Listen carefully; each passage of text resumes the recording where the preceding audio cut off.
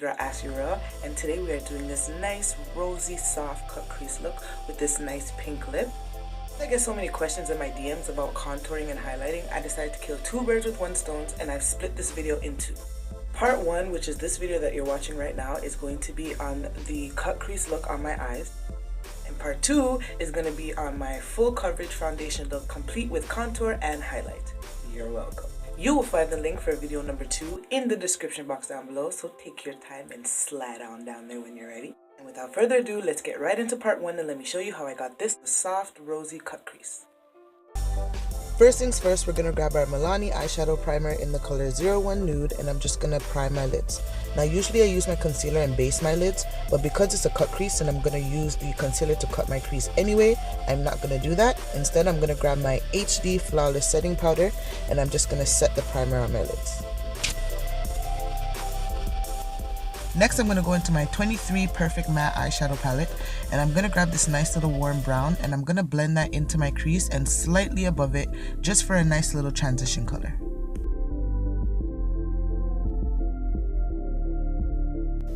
I'm going to go right back into that palette and grab this brown that's about 2 shades darker and just go right on top of that in my crease. I really like this brown. This brown has a nice little rosy tint to it.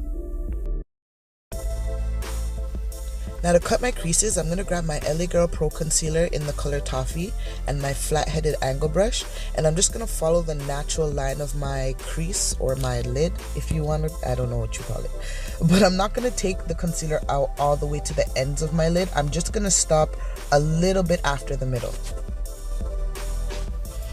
Now I'm going to grab this really light tan color from my Milani's Must Have Naturals eyeshadow palette, and I'm just going to pat it right on top of the concealer.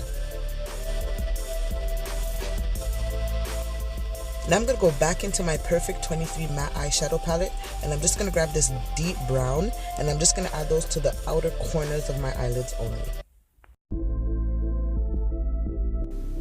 To blend everything together, I'm just going to grab the very first brown, the transition color that I used, and I'm going to add a little bit on my brush, and I'm just going to blend that all out. Now I'm going to grab this deep brown once again on my blending brush, and I'm just going to smoke out my bottom lash lines. For a nice subtle shimmer, I'm going to go into my Milani's Everyday Naturals palette, and I'm going to grab this nice little pink, and I'm just going to put that right on top of my lids only.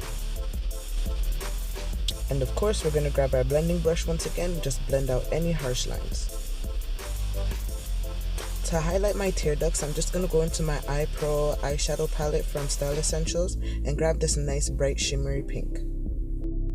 Again, I was going for more of a subtle look, so instead of a highlighter, I just added this matte color underneath my brows. To line my lids, I'm just going to use my Curves Brow Gel in the color 03. I like to use this other than eyeliner because I noticed that it stays on longer and it doesn't smudge. And lastly, for my lashes, I'm going to use Unique's 3D Fiber Lashes. And once again, I'm just going to add the gel first. And then I'm going to add the fibers just to the tip of my lashes, just to prevent the fallout from going into my eyes.